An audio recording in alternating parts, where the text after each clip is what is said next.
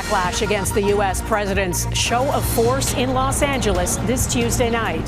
He's abusing the military and he's abusing the National Guard for a photo op to create a crisis. How President Trump is justifying his actions. We didn't do it, there wouldn't be a Los Angeles. And what California's governor is asking a federal judge to do. Our Paul Johnson is in L.A. tonight. Canada's wildfire outlook, what Environment Canada is predicting. Fertility rates are falling at an unprecedented rate. What's stopping some people from having the number of kids they want? Plus, crowning your wardrobe. This bag was then renamed Lady Di or Lady Dior. Your chance to own something Princess Diana once wore.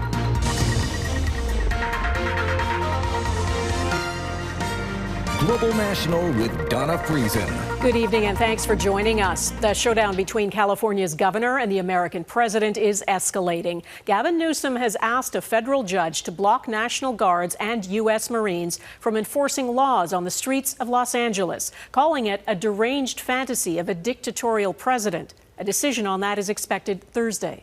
No Trump, no Biden, no Trump. It appears protests in downtown L.A. are ramping up for a fifth consecutive day. President Trump has sent thousands of National Guards and 700 Marines, vowing that people protesting immigration raids will be hit harder than ever.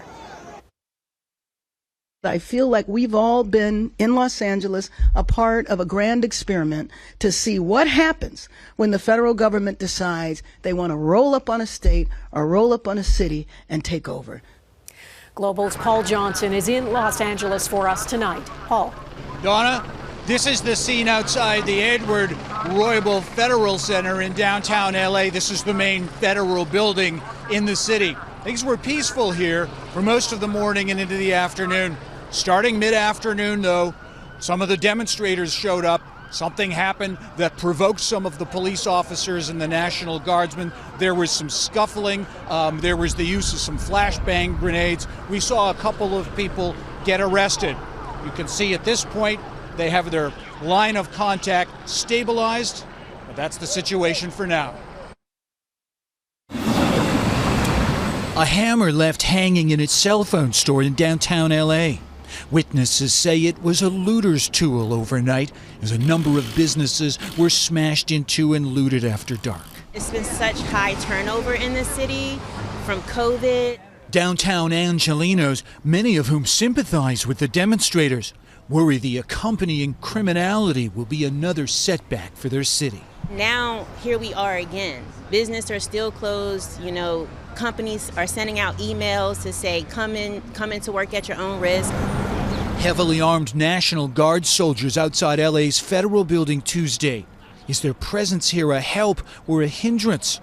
While California's governor clashes with the White House, LAPD Chief Jim McDonnell made it clear the deployment of another group of troops, 700 U.S. Marines, was poorly communicated and not necessary. And then there's this to think about. I want to be here lawfully, peacefully, and spread my message. Matt tells us he lives out of state but came to L.A. when he saw the clashes. As the federal government musters its strength, what's the balance between enforcing immigration laws and being a magnet for trouble? Wait till nightfall for the answer to that one. I want to stay here for the morning, the afternoon, probably not the evening and night. That's when the real looting starts. So Donna, one of the controversies about this story was President Trump's call to bring in the California National Guard. But as you can see here, and this may be a tactic that they changed today, the primary police force that's actually dealing with the demonstrators here is the Los Angeles Police Department. The National Guardsmen have stayed back right in front of that federal building, and they're guarding that. There's also been a lot of talk, very controversially, about the use of the U.S. Marines. We haven't seen any of them in action, and it's still unclear what's going on with them at this point. Donna? All right, Paul Johnson in Los Angeles, thanks. President Trump's mobilization of U.S. Marines and National Guards is extraordinary. He claims L.A. would be obliterated without him. This anarchy will not stand. We will not allow federal agents to be attacked, and we will not allow an American city to be invaded and conquered by a foreign enemy. And that's what they are. But the violent protests have been largely concentrated in one part of downtown LA. The rest of the city continues to function, and Trump is being accused of overstepping his authority and manufacturing a crisis. Jackson Prosco on the politics behind this. Get back! Get back! As the military mobilization in Los Angeles expands, President Donald Trump is standing by his heavy-handed tactics. By doing what I did, I stopped the violence. From the Oval Office, Trump threatened to expand the military operation and potentially invoke the Insurrection Act of 1807. If there's an insurrection, I would certainly invoke it. We'll see. He warned of serious consequences if violence erupts in response to immigration raids in other cities. I can inform the rest of the country that when they do it, if they do it, they're going to be met with equal or greater force. The president's decision to call the National Guard troops to Los Angeles was premature. The unprecedented use of power had the defense secretary under fire on Capitol Hill. Why are you sending war fighters to cities to interact with civilians? ICE agents need to be able to do their job. They're being attacked for doing their job. The administration insists it's acting appropriately and within the law, despite bypassing state officials and deploying active duty Marines in addition to federalizing the National Guard. These Marines are specifically trained to meet the need that we have on the ground in LA right now. Marines are engage that target, take that hill. You do not want them on the streets of LA. This is not what they're trained for. Retired Major General Randy Manner served as acting vice chief of the National Guard Bureau at the Pentagon. He's deeply alarmed by what he sees as an un-American use of the armed forces. Do you worry at all where this all may be headed? Absolutely. It's setting up a volatile situation. It's not about de-escalation with this administration. It's about escalation. Trump's show of force isn't limited to the streets of Los Angeles. Here in Washington, final preparations are underway for the president's large-scale military parade planned for this weekend. Trump warns if protesters try to disrupt the event, they'll be met with, quote, heavy force. Donna? All right, Jackson in Washington, thanks. Now to Canada's wildfires. More than 200 are burning across the country. Nearly half of them are out of control. It's only early June and tens of thousands of people have been forced from their homes. Heidi Petracek looks at how the weather is forecast to factor into this summer's wildfire risk. The mayor of Squamish, British Columbia, has declared a local state of emergency. Some residents now among the latest Canadians prepared to leave their homes because of wildfires and taking precautions. I was hauling out all the hoses and sprinklers last night. Wildfire season is already exerting pressure on firefighting resources, with more than 3 million hectares burned this year to date. Whereas if we compare that to 2024, we were only around 500,000 hectares burned, so significantly more this season. Our area burned in Canada has quadrupled since the 1970s, and I expect this trend to continue. What's in the forecast offers no relief across the board. There's a high likelihood of warmer than normal temperatures this summer. And that likelihood across the country. Environment Canada's summer forecast also suggests drier conditions in the west and on the east coast. All bad news when it comes to wildfires, whether triggered by people or sparked by lightning strikes. Warmer temperatures increase, the number of days with the right weather conditions for high wildfire risk. The dry spring paired with those hotter summer temperatures means wildfire severity, particularly for the western provinces and territories, may intensify. More of that fuel vegetation on the forest floor dries out, available to burn, which leads to higher intensity fires that can be difficult to impossible to extinguish. It all makes experts in wildfire prevention nervous, reminding people to exercise caution and obey burn bans. The two that drive it the most is wind and humidity. So if we get a really low humid day, and a high wind day, it's gonna spread fire really fast. A situation no community wants, and some are already living through. Heidi Petracek, Global News, Halifax. The day after Prime Minister Mark Carney announced an ambitious boost to defence spending, Canada's Auditor General released a reality check on the plan to buy much-needed, long-overdue fighter jets. The federal spending watchdog says they will cost billions more than planned, and the Defence Department is years behind in preparations to receive them. David Aiken reports. When Ottawa finally committed to buying the F-35s back in 2022, the price tag for the fleet of 88 aircraft was about $19 billion. Well, the Auditor General, Karen Hogan, says, nope, it's going to be a lot more than that. That by 2024, the projected costs had increased to $27.7 billion, almost 50% more than the original estimate. The defense minister acknowledged the AG's work, but blamed cost overruns partly on supply chain price hikes brought on during the pandemic. Every participating NATO partner has had to contend with the forces that the pandemic played on the entire acquisition and development of the F-35. But there's lots of other costs associated with the fighter jet replacement program that Hogan says the government ought to be more upfront about. Upgrades to essential infrastructure and the purchase of advanced weapon systems will add another $5.5 billion to the final cost. And there's more than just cost overruns plaguing the F-35 program. The AG says construction of 2 new fighter squadron facilities is 3 years behind. The work was supposed to be complete by 2031, but the Air Force will be hard-pressed to hit that target. And then there's an even more basic problem. There will likely not be enough pilots. The AG's office warned about a pilot shortage back in 2018, and now, 7 years later, nothing's been done to fix that problem. One of the first things Prime Minister Mark Carney did upon taking office was to order a review of the F-35 program. And in the House of Commons today, he promised to complete that review by midsummer. Donna. Okay, and David, what about the promise to get rid of millions of dollars worth of unused federal office space and turn some of it into affordable housing? Where's that at? It's bit mixed. The goal was to turn some of this vacant office space into 4,000 housing units by 2028. And the AG said today the government is on track to hit that number, but most of it is not affordable housing. And little or few of the units are coming online where they are needed most. Just 1% in Vancouver, for example, and none at all in any city in Ontario. Donna.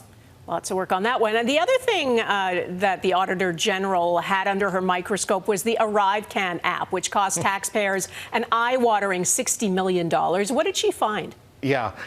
To be honest, really nothing we didn't already know about the ArriveCan fiasco. The company that got that contract, a company called GC Strategies, it has been banned already from bidding on any federal contract for the next 7 years. And today, the AG really repeated earlier findings that federal procurement policies were broadly ignored in paying GC Strategies, you got it, more than $64 million to develop ArriveCan. Hogan said the government does not need new procurement rules to prevent that from happening again. It just needs to follow the rules already in place. Donna. Okay, David Aiken in Ottawa, thank you. The health ministry in Gaza says at least 17 Palestinians have been killed as thousands of people approached an aid station in Gaza. Israel says it fired warning shots, claiming people posed a threat to its troops. Pressure on Israel is mounting. Today, Canada joined 5 other countries in a coordinated effort to sanction 2 far-right cabinet ministers in Israel's government. Redmond Shannon explains what's behind it. Following statements and condemnations, the Canadian government is now taking action. Extremist settler violence is a threat to the safety and security of Israelis and Palestinians. New sanctions directly targeting 2 right-wing ministers in Israel's government, Itamar Ben-Gvir, the National Security Minister, and Finance Minister Bezalel Smotrich, both of them settlers in the occupied West Bank, where Canada's Foreign Minister Anita Anand says perpetrators of violence act with impunity. These 2 individuals promoted extremist settler violence, and it has to stop.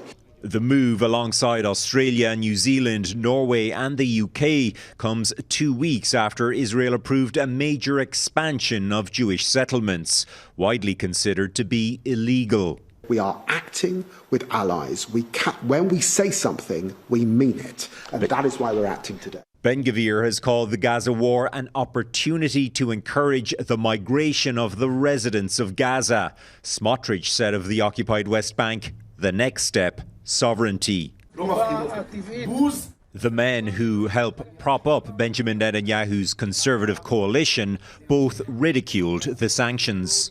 It is outrageous. Israel's foreign minister says the government will consider a response.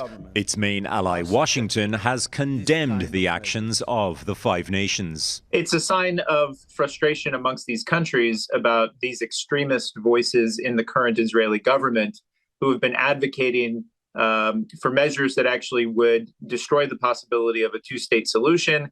The sanctions imposed by Canada, Britain and the others mean that the two ministers cannot travel to those countries and cannot do business with companies or citizens of those nations. Donna? All right, Redmond, thanks. Plummeting birth rates. Coming up, why many people say they can't have as many children as they want.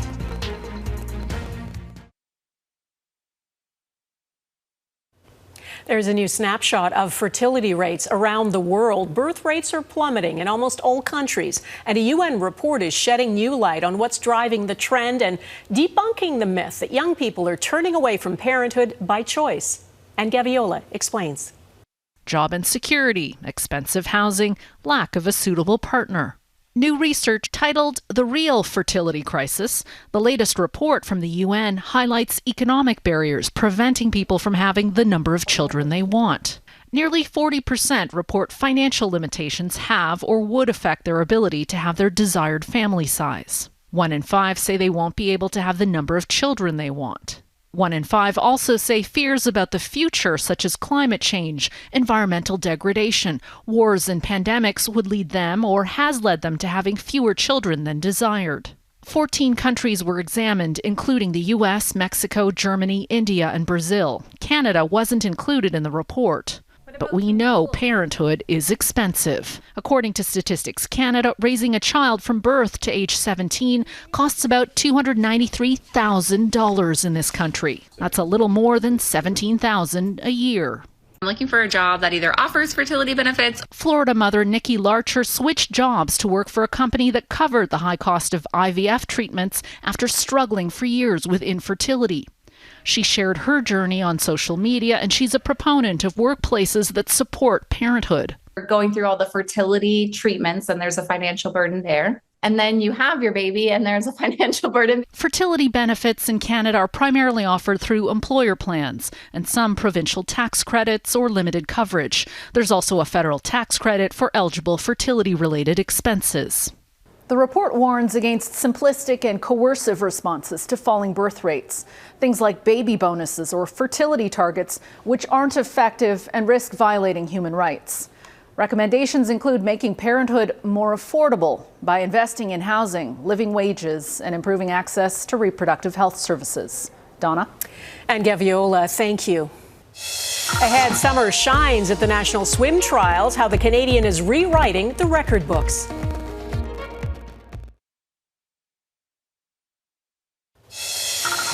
Another world record is in the books for Toronto's Summer McIntosh at the Canadian Swimming Trials in Victoria. The 18-year-old shattered the previous women's 200-meter individual medley record that had stood for nearly 10 years. She is on fire. On Saturday, the three-time Olympic champion set a new world best time in the women's 400-meter freestyle.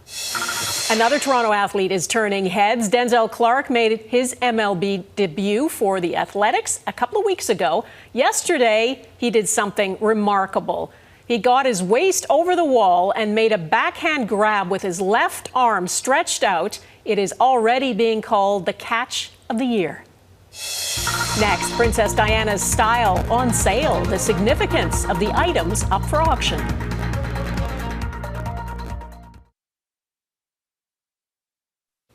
Almost 30 years after her tragic death, Princess Diana continues to enthrall, and her dresses are hot-ticket items. There's a new auction of her belongings in California, over 200 pieces, and as Dan Spector reports, it's expected a lot of people will want to own a piece of royal history. She called it her caring dress because Princess Diana regularly wore this piece while visiting patients in hospitals in the late 80s and early 90s. Now it's expected to garner bids upwards of $400,000 at what's being billed as the biggest ever auction of items once belonging to Lady Di. We have over 100 items from her amazing life and career, those short-lived, incredible memories, part of her legacy. A style icon through and through, Diana's every outfit was followed, admired, and scrutinized during her reign as the Princess of Wales. Montreal fashion designer Marie Saint-Pierre remembers seeing her style influence everywhere. She kind of used them as a communication tool and also as an armor. She shielded herself in the fashion. She was not extravagant, but always very elegant. This gown Diana wore during a 1986 royal tour of the Persian Gulf is among the many items up for grabs. So are a wide array of accessories, including a Dior bag gifted to the People's Princess in 1995 by former French First Lady Bernadette Chirac. This bag was then renamed Lady Di or Lady Dior. Very smart on Dior's part. Excuse me. Diana's clothing has frequently garnered massive sums at auction over the years. In 1997, after her divorce from then Prince Charles, and just months before her tragic death, she raised nearly $4.5 million for AIDS charities by selling 79 dresses. The emptying of her royal closet represented something of a rebirth. She began appearing publicly in much more casual looks today's influencers still mimic. You could not put a price point on what she was wearing. Also, I think that was really something that she made sure of. The much anticipated sale goes both in person and online June 26th in Beverly Hills. Julien's Auctions will look to break its own record. It sold one of Diana's gowns for over $1.5 million in 2023. Dan Spector, Global News, Montreal. And that is Global National for this Tuesday. I'm Donna Friesen. Tonight's Your Canada is Parliament Hill in Ottawa, where Prime Minister Mark Carney was joined by MPs from all parties in a flag-raising ceremony marking Pride Month. Thanks for watching and hope to see you here again tomorrow. Bye-bye.